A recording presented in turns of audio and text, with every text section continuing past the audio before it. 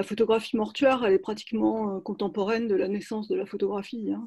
C'est vraiment dès le début qu'on fait des photographies mortuaires.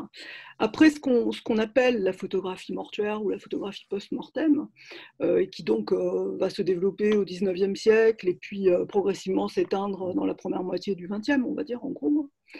Ça recouvre des réalités qui sont assez différentes, hein, selon les moments, selon le statut des personnes qui sont photographiées, selon aussi la chronologie, enfin le début de cette pratique et la fin. En gros, les premières photographies mortuaires qu'on a, qui sont effectivement très mises en scène et qui sont des mises en scène qui nous qui crée chez nous une forme de malaise, hein. Ce sont des mises en scène où les morts sont représentés comme des vivants. Donc assis, les yeux ouverts, les enfants tenant des jouets, les couples, le mari tenant sa femme, etc. C'est d'ailleurs pas toujours facile de repérer les photographies mortuaires dans ce contexte.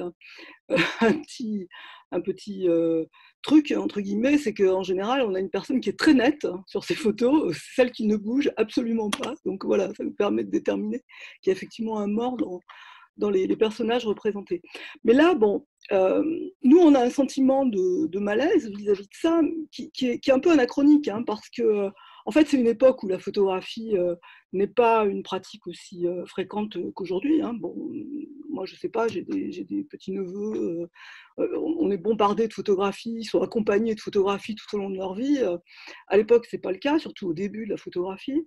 Donc, on fait des photographies pour les grandes occasions, et on n'a pas toujours de photographie. Lorsque la personne meurt, on n'a pas toujours de photographie de cette personne vivante. Et a fortiori quand il s'agit d'enfants qui décèdent en bas âge.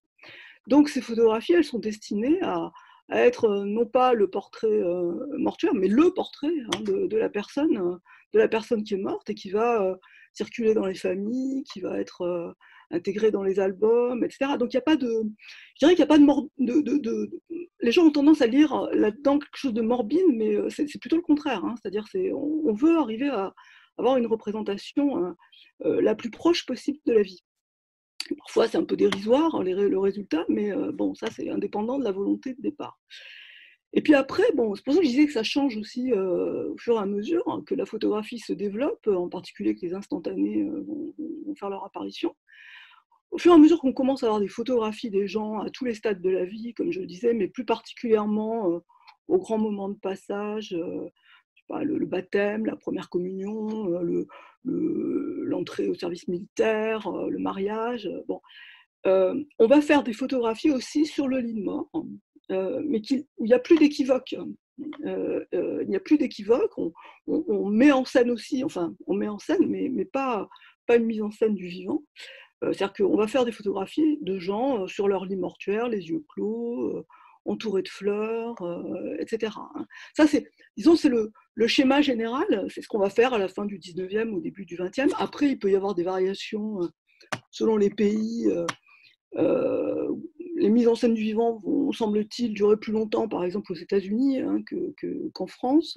Mais bon, voilà, là, ce sont des variations nationales. Et puis après, il y a aussi un autre type de photographie mortuaire que j'évoque sans insister, parce que je pense que ce n'est pas celui qui vous intéresse. Ce sont des photographies mortuaires de personnalités célèbres, hein, qui vont être destinées, j'allais dire, à être publicisées, à être commercialisées, au même titre que les masques mortuaires qu'on va faire de ces personnes, hein, qui ont une volonté esthétique très marquée. Bon, on pense bien sûr au portrait de Victor Hugo par Nadar, hein. Voilà. Là, c'est presque une image publique, hein, un dernier portrait public. Alors voilà, donc ça disparaît. Et ce que vous évoquez maintenant, effectivement, a quelque chose d'une réapparition, hein. Il y a eu vraiment une rupture, je pense.